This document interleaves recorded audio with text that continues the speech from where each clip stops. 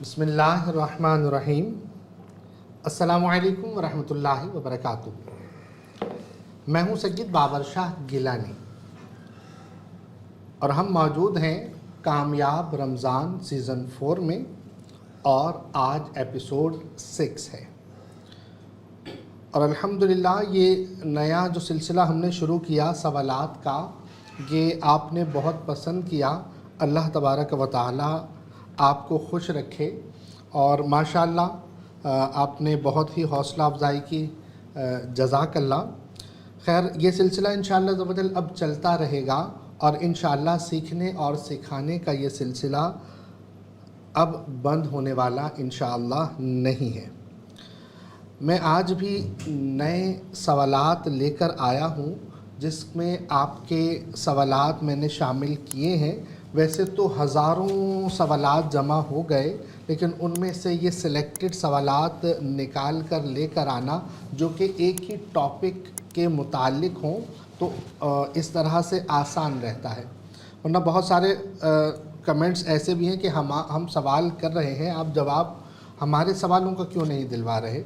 تو وہ ہزاروں سوالوں کا جواب اگر لے کر بیٹھ جائیں تو کافی نشستیں اس کے لیے چاہیے۔ تو انشاءاللہ عز و جل آپ نے جتنے سوالات ہمیں بھیجے ہیں تمام ہمارے پاس سیو ہیں، اور انشاءاللہ عز و جل وقتاً فوقتاً آپ کے سوالات کے جوابات انشاءاللہ آپ تک پہنچتے رہیں گے۔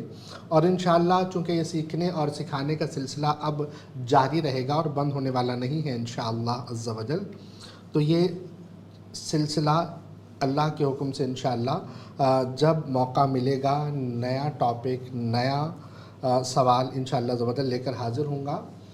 آج ہمارے ساتھ موجود ہوتے ہیں ہر ایپیسوڈ میں ڈاکٹر عبدالواجد شاذلی صاحب، جو کہ لشکر قریش کے رہبر و رہنما کے نام سے مشہور ہیں، اور آپ کی کمال گفتگو ہے، کمال تفہیم ہے، کمال تعلیم ہے اور کمال سخاوت ہے۔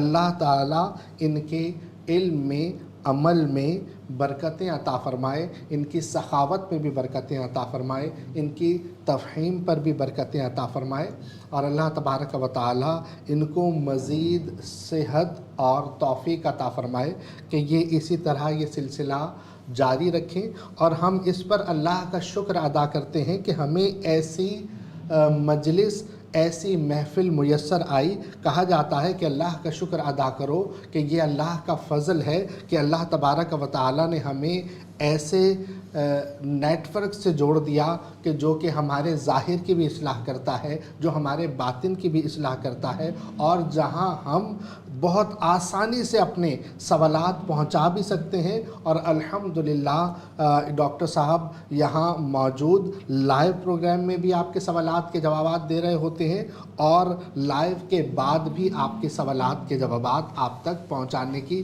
حتی الامکان کوشش کی جاتی ہے۔ آج میں جو ٹاپک لے کر حاضر ہوا ہوں وہ جادو کا ہے، اور جادو کے متعلق انشاءاللہ عز و جل ڈاکٹر صاحب سے ہم ضرور فیض لیں گے۔ سب سے پہلے تو جادو کے حوالے سے خیر شرعی حکم میں آپ کو بتانا چاہوں گا، اس کے بعد انشاءاللہ عز و جل ڈاکٹر صاحب کی طرف ہم چلیں گے کہ جادو کی باقاعدہ حقیقت ہے۔ جادو ضروریات دین میں سے ہے۔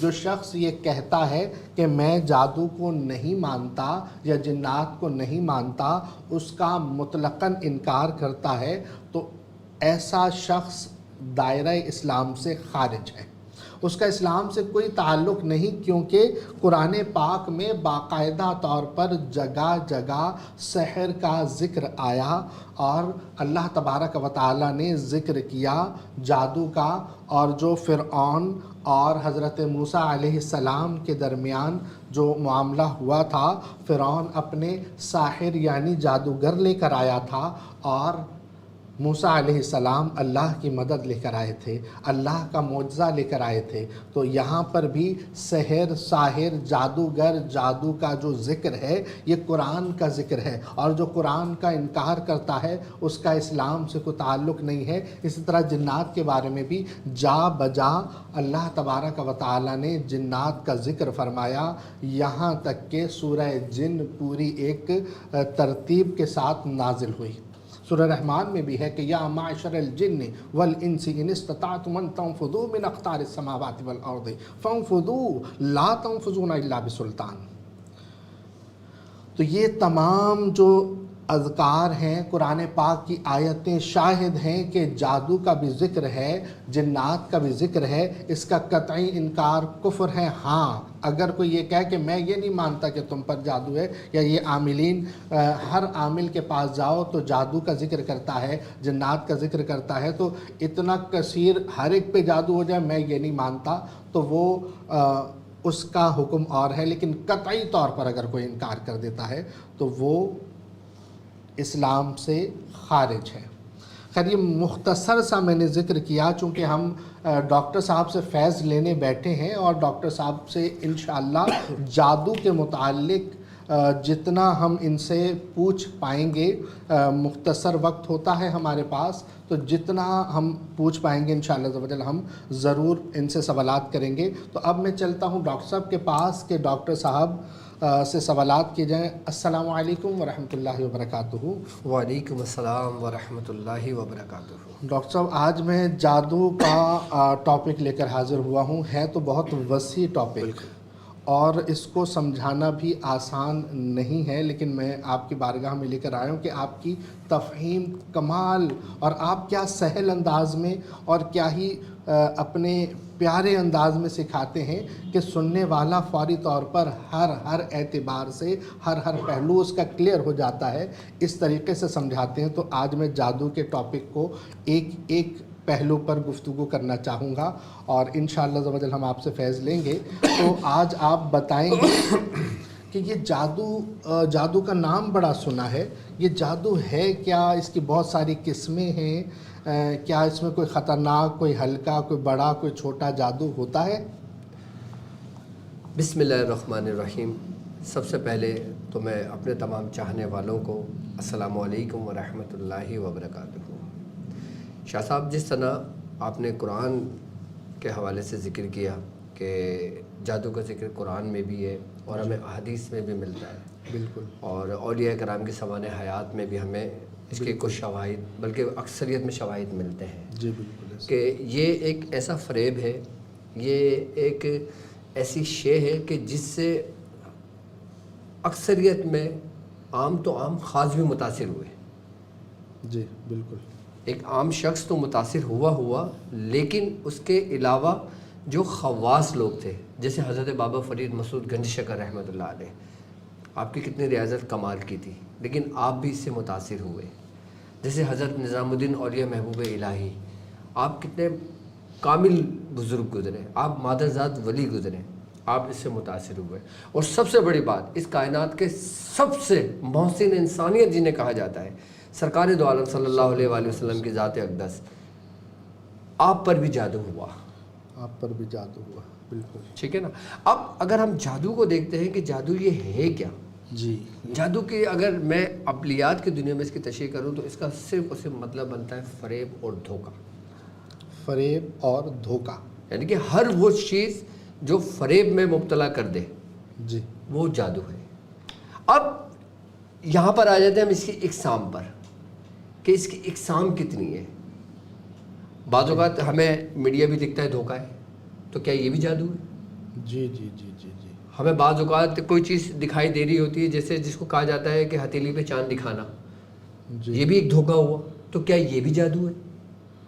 صحیح، ٹھیک ہے۔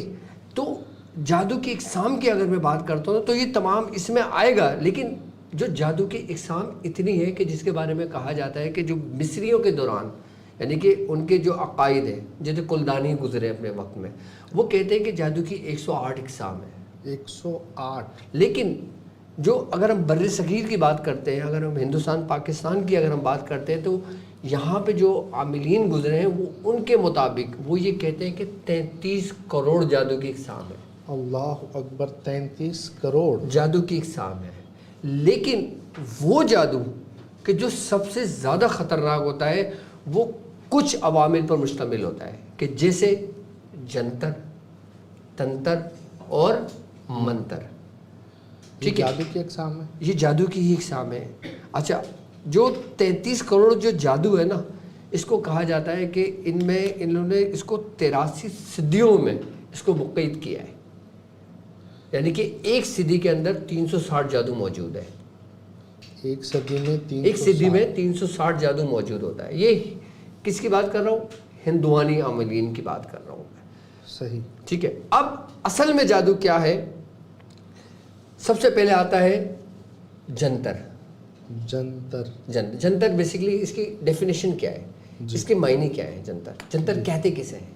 ٹھیک ہے، جنتر لکھت کو کہا جاتا ہے، لکھنے کو کہا جاتا ہے، یعنی کہ ہر وہ چیز لکھت میں ہو، جیسے کوئی طلسمات ہو، جیسے کسی دیوی دیوتاؤں کے نام ہو، جیسے شیاطین کے نام ہو، شیاطین کو پکارا جائے، ان سے مدد لی جائے۔ اب جو شخص ان شیطانوں سے مدد لیتا ہے، جادو بیسیکلی شرک کرنے کا نام ہے، یعنی کہ اس نے جادو سے شیطانوں سے مدد لی، کس کے ذریعے؟ طلسم کے ذریعے، ہندوانی اعمال کے ذریعے، شیطانوں کے نام کے ذریعے۔ آئی بات سمجھ میں؟ تو یہ جادو میں آئے گا، جس کو کہتے ہیں یہ جنتر کہلاتا ہے۔ جو ایک چیز یہاں پر آپ سے عرض کروں گا، جنتر کیا جادو میں ہی ہوتا ہے؟ جنتر جیسے آپ ہمیں سکھاتے ہیں، جنتر عوام کو بھی ہم سکھاتے ہیں، تو وہ جنتر کیا اچھا بھی ہوتا ہے؟ اس کی دو حساب ہیں، ایک الوی ہوتی ہے اور ایک سفلی ہوتی ہے۔ یہ جی ٹھیک ہے، الوی وہ ہوتا ہے کہ جس کے اندر مثال کے طور پہ ہم لکھت کے اندر مختلف تعویذات لکھتے ہیں، مختلف نقوش لکھتے ہیں، مختلف اپنے بزرگوں سے استمداد لیتے ہیں، ٹھیک ہے، یہ الوی میں آتا ہے۔ یہ الوی علو سے ہے بلندی، یس، بلند اچھے اعمال، اچھے اعمال، کہ جس طریقے سے آپ نے ایک واقعہ دیکھا ہوگا نا کہ سرکار دو عالم صلی اللہ علیہ وآلہ وسلم کے بعد ایک صحابی رسول آئے، فرمایا کہ فلاں شخص ایک منتر پڑھتا ہے اور کچھ لکھ کے دیتا ہے کہ جس سے سانپ کے کانٹے کو فائدہ ہو جاتا ہے، بچھو کے کانٹے کو فائدہ ہو جاتا ہے، تو کیا اس سے دم کروانا چاہیے جا کے؟ تو سرکار دو عالم صلی اللہ علیہ وآلہ وسلم نے فرمایا کہ اس کو بلاؤ۔ آپ نے اسے بلایا اور اس سے پوچھا تم کیا پڑھتے ہو؟ جب اس نے وہ کلمات پڑھے تو آپ نے اس میں دیکھا کہ ان کلمات میں شرک تو نہیں ہے، تو جب اس شخص نے کلمات پڑھے تو آپ خاموشی اختیار کر گئے۔ آپ نے فرمایا کہ جو تم پڑھتے ہو اس میں کوئی قباحت نہیں ہے، کیوں؟ کیونکہ اس میں کوئی شرک نہیں ہے۔ اگر شرک کا عنصر ہوتا تو حضور اس کو منع کر دیتے، کیونکہ عرب سے پہلے لوگ شرک بھی کرتے تھے حضور کی آمد سے پہلے، ٹھیک ہے نا۔ تو گویا کیا ہمیں نتیجہ نکلتا ہے کہ ایک الوی ہے اور ایک سفلی ہے۔ اب سفلی وہ آ جاتا ہے کہ جو اسفل سے نکلا ہے، اسفل نچلا درجہ کا، ٹھیک ہے۔ اس میں کیا ہوتا ہے کہ جس طرح اسفل میں اب مثال کے طور پہ ایک شخص کسی شیطان کو پکارتا ہے، شیطان کی ذریت کو پکارتا ہے، یعنی کہ ایسے کو پکارتا ہے کہ جو کفر کے حالت میں مرا ہو، یعنی کہ ایک شخص اس نے ساری زندگی شیطان کی پوجا کی، ٹھیک ہے، اور اس نے لوگوں کو نقصان پہنچایا، کیونکہ شیطان کی جو پوجا کرتا ہے تو شیطان اس کا معاون و مددگار بنتا ہے۔ جب شیطان اس کا معاون اور مددگار بنا تو شیطان نے اپنی شیطانی قوتیں اس کو دیں، کس کو؟ اس شخص کو۔ اب وہ شخص مر گیا، اب جب وہ شخص مرا تو اس کی وہ قوتیں موجود رہیں گی اس وقت جہاں پہ وہ موجود ہے، کیونکہ وہ عذاب میں مبتلا ہوگا، کیونکہ کفر کی حالت میں مرا ہے، شرک کی حالت میں مرا ہے۔ اسی لیے کہا جاتا ہے کہ جادوگر ہے وہ واجب القتل ہے۔ بالکل آئی بات سمجھ میں؟ تو وہ جنتر کہ جس کے اندر دیوی دیوتاؤں کے نام لکھے ہوئے ہوں، آئی بات ان سے مدد کے لیے پکارا جائے، تو وہ اس میں آتا ہے جنتر۔ اب منتر کیا ہے؟ منتر وہ شرکیہ کلمات ہیں کہ جس کے ذریعے ہم شیطان کو راضی کرتے ہیں، جادوگر جو ہوتے ہیں وہ شیطان کو راضی کرتے ہیں، اچھا، منتر وہ منتر کہلاتا ہے۔ منتر الوی بھی ہوتے ہیں؟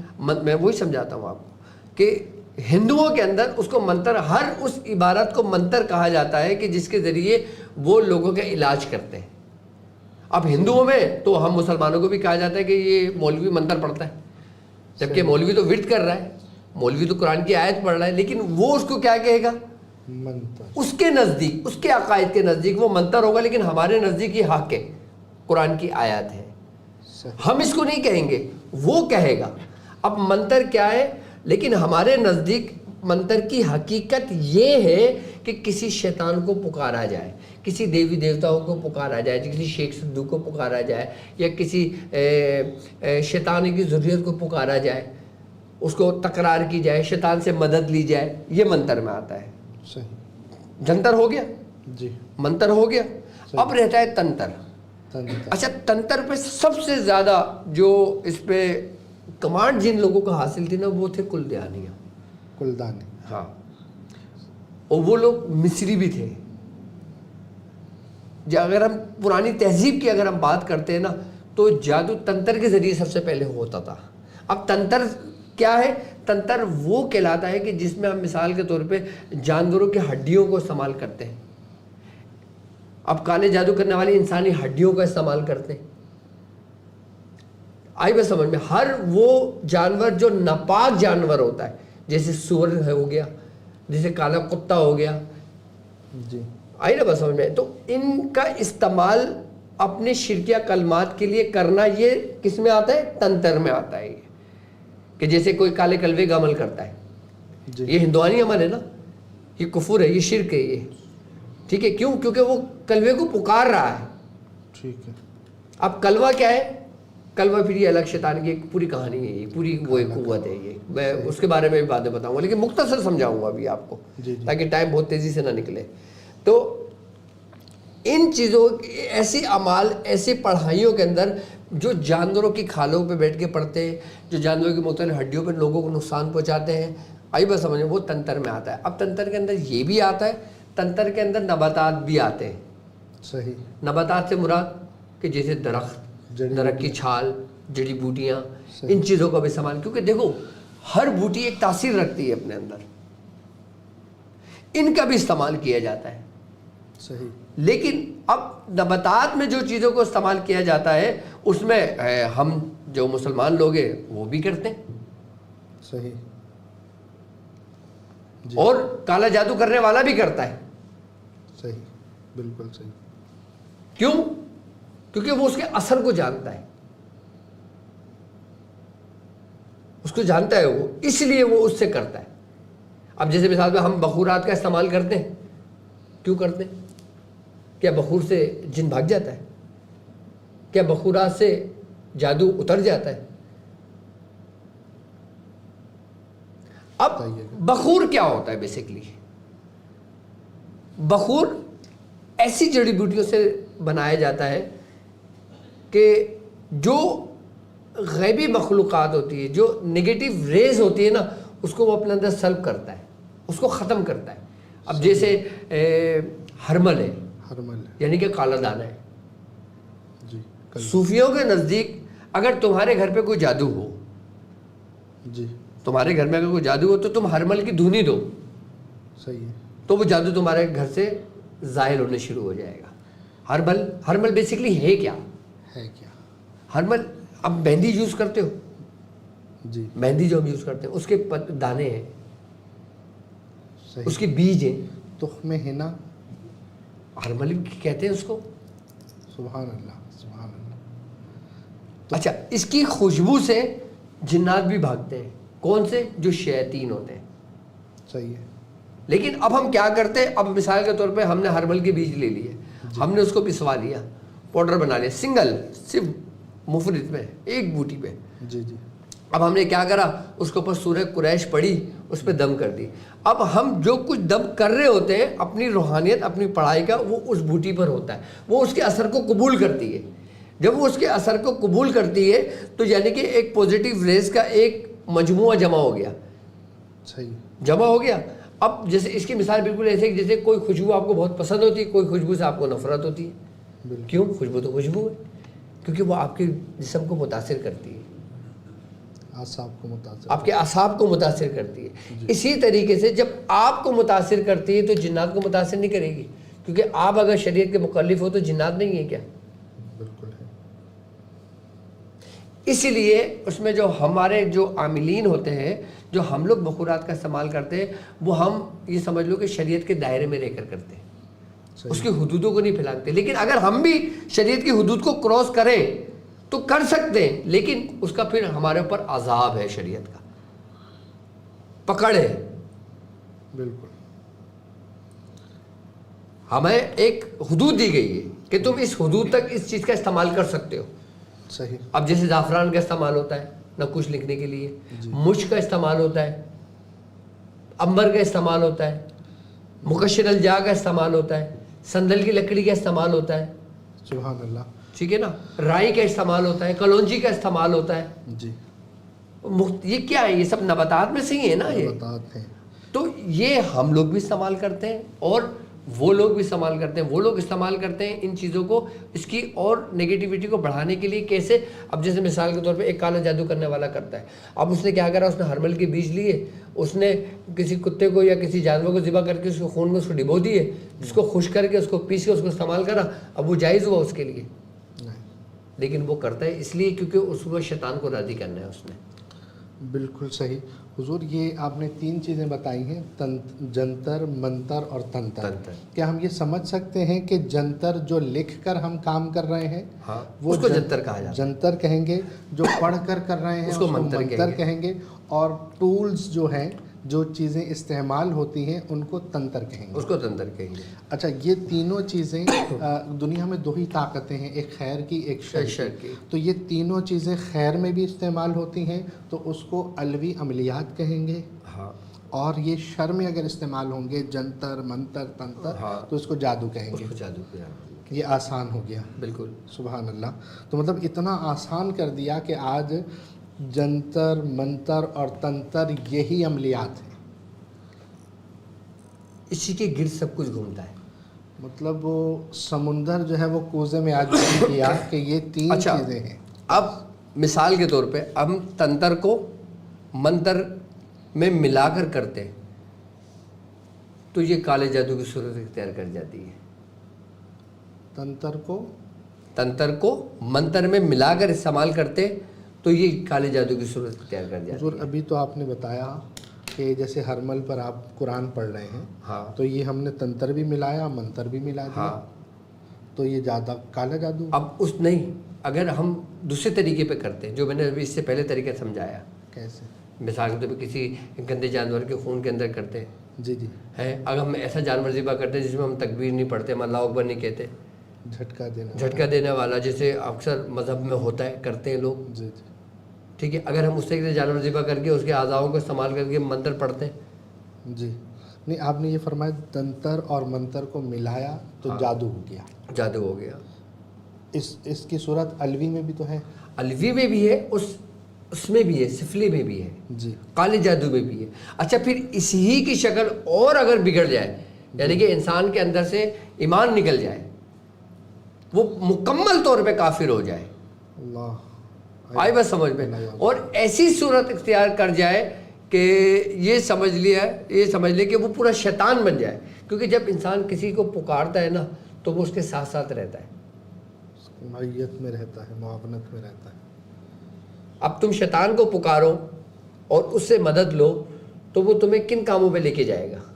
وہ سب سے پہلے تمہارے اندر سے نور کو ختم کرے گا جو تمہارے اندر موجود ہے, اور پھر وہ تمہارا معاون و مددگار بنے گا. یعنی کہ ہر شرکیہ کلمات وہ جادو ہیں. صحیح. ہر شرکیہ کلمات جادو ہے. ہر شر کی طاقت جادو ہے. ہر شر کی قوت جادو ہے, سمجھ لیں.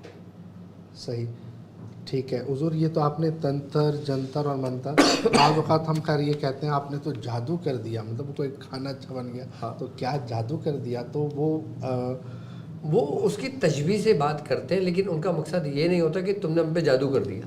سبحان اللہ. نہیں, میں یہ عرض کر رہا ہوں کہ یہ جو ہم محاورتاً بھی استعمال کرتے ہیں, یعنی کہ جادو کہتے ہیں فلفور ہونا, فلفور متاثر کرنا, مخفی طاقت, ایک ایسی قوت کا استعمال جو آپ کو فوراً متاثر کر دے, متاثر کرے. بالکل, بس یہ اس کو کہتے ہیں. سبحان اللہ. تو جادو اور اس کی اقسام, تو جیسے آپ نے تنتر, اب اتنی اقسام ہے میں نہیں بیان کر سکتا اتنے چھوٹے سے وقت میں. سبحان اللہ. لیکن میں نے وہ بیس بتائی ہے کہ جس سے سب کچھ نکلتے ہیں. حضور اچھا, سب نہیں بتا سکتے, سب سے ہلکا اور سب سے بھاری یہ تو بتا سکتے ہیں. سب سے ہلکا جادو تو یہ ہے کہ میاں بیوی کے درمیان نفاق پیدا کر دینا. یہ سب سے ہلکا ہے. یہ سب سے ہلکا جادو ہے. اللہ اکبر. یہ سب سے بھاری ہے اس وقت دنیا میں. دنیا میں سب سے بھاری, لیکن سب سے ہلکا جادو ہے یہ عملیات کی دنیا میں. تو یہ کیسے کوئی کرتا ہے؟ اور سب سے بھاری جادو کہ انسان کی موت واقع ہو جائے, اس سے پھر رہ کیا گیا, ختم ہو گیا سب. اچھا, جادو بیسیکلی اگر دیکھیں نا کہ جو جادوگر ہوتے ہیں, جادو کرنے والے لوگ ہوتے ہیں, وہ سب سے پہلے کیا کرتے ہیں کہ جو منتر پڑھ رہے ہوتے ہیں وہ جی جو کفریہ کلمات ادا کر رہے ہوتے ہیں وہ جی جی ٹھیک ہے، تو وہ ان شیطانوں کو بیدار کر رہے ہوتے ہیں جو سوئے ہوئے ہوتے ہیں. صحیح. جب وہ شیطان بیدار ہوتا ہے نا تو پھر وہ سوتا نہیں ہے. شیطان بیدار ہو جائے تو وہ سوتا نہیں ہے. کسی منتر کا حصے کی بات کر رہا ہوں میں. جی جی کہ اب جیسے اب مثال کے طور پہ ہم قرآن پاک پڑھتے ہیں، اس سے اگر کوئی نوری موکلان ظاہر ہو جاتے ہیں یا بیدار ہو جاتے ہیں یا وہ ہمارے معاون و مددگار بن جاتے ہیں تو وہ ہمارے مرنے کے بعد بھی کام آتے ہیں اور دنیا اور آخرت میں بھی آتے ہیں ہمارے ساتھ. صحیح. اسی طریقے سے جب ہم کوئی کفریہ کلمات کرتے ہیں جادوگر یا کوئی اس طریقے سے وہ پڑھتے ہیں یا کچھ کر رہے ہوتے ہیں تو پھر وہی شیطان جو بیدار ہو جاتے ہیں نا پھر وہ ان کے مرنے کے بعد اس کو بھی برباد کر دیتے ہیں، مار دیتے ہیں ایک وقت میں آ کے، اور اس کی اولادوں کو بھی نقصان پہنچا دیتے ہیں، اس کی نسل مٹا دیتے ہیں، برباد کر دیتے ہیں. آپ دیکھو کوئی بھی جادوگر کی نسل برقرار نہیں رہتی، مٹ جاتا ہے. کیوں؟ کیونکہ قرآن کا حکم ہے نا کہ زہق الباطل ان الباطل کان زہوقا وننزل من القرآن ما هو شفاء ورحمۃ للمؤمنین. سبحان اللہ. کہ حق آیا اور باطل مٹ گیا، بے شک باطل مٹی جانے والا ہے. تو باطل قرآن نے اس کو ثابت بھی کر دیا اور بالکل. دنیا نے دیکھا کہ کوئی جادوگر بچا نہیں، اس کی نسلیں ختم کر نسلیں دی ختم کر دی. اور اللہ نے ایمان میں کتنی برکتیں عطا فرمائی ہیں. بے شک. سبحان اللہ. تو حضور یہ مطلب ان جو چھوٹا جادو اور بڑے جادو کا جو آپ نے مثالیں دی ہیں اس کا کوئی نام مشہور ہے؟ جیسے کل ایک آپ اگور کی بات کی تھی جس پر جادو کا ذکر شروع ہوا تھا، تو یہ اگور کو کیا ہم سب سے بڑا جادو سمجھیں گے؟ اگور دراصل یہ بر صغیر پاک و ہند کا جادو رہا ہے. صحیح. آئینہ با صاحب اس کے بارے میں ڈیٹیل سے بتا چکا ہوں، اس میں میری ویڈیو موجود ہے اگور کے جادو کے متعلق. صحیح. تو مطلب یہ بڑے جادو میں بڑے جادو میں ایسے جادو ہے کہ اس میں جو جادوگر ہوتا ہے نا وہ اس نوعیت تک پہنچ جاتا ہے، اس انتہا تک پہنچ جاتا ہے کہ وہ اپنا فضلہ تک کھاتا ہے. اللہ اکبر. تو اس لیے اس کے بارے میں میں بتانا اچھا مناسب نہیں سمجھتا. العیاذ باللہ. اللہ تعالیٰ محفوظ رکھے ایسے لوگوں کے شر سے آمین اور ایسے لوگوں کے جادوگر سے. آمین.